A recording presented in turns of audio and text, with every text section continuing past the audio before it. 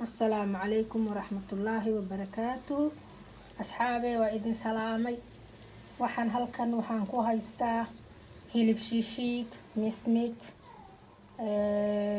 basal.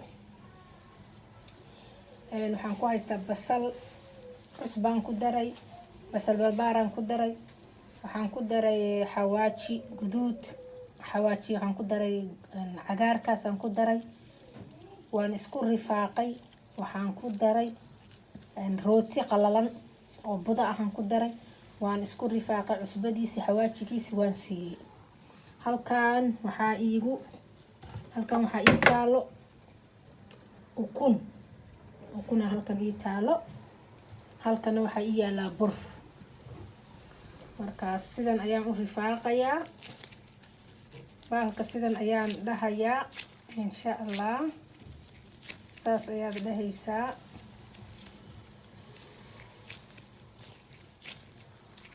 san ayaad dhahaysaa. burkan ayaad dhex dhigaysaa.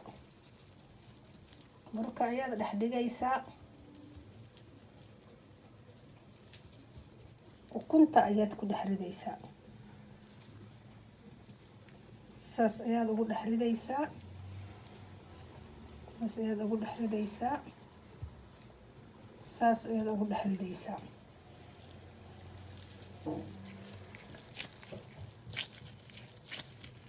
kabaab ayaa la yiraahaa.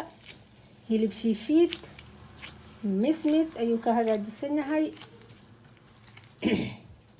mismid wuxuu ka hagaajisan yahay basal baar, basasheena caadiga ahayd, xawaaji oo dhan, cusbo waxoo dhan aad ku darsanaysaa, kabsar caleen, intaas dhan aad ka isku rifaaqdid.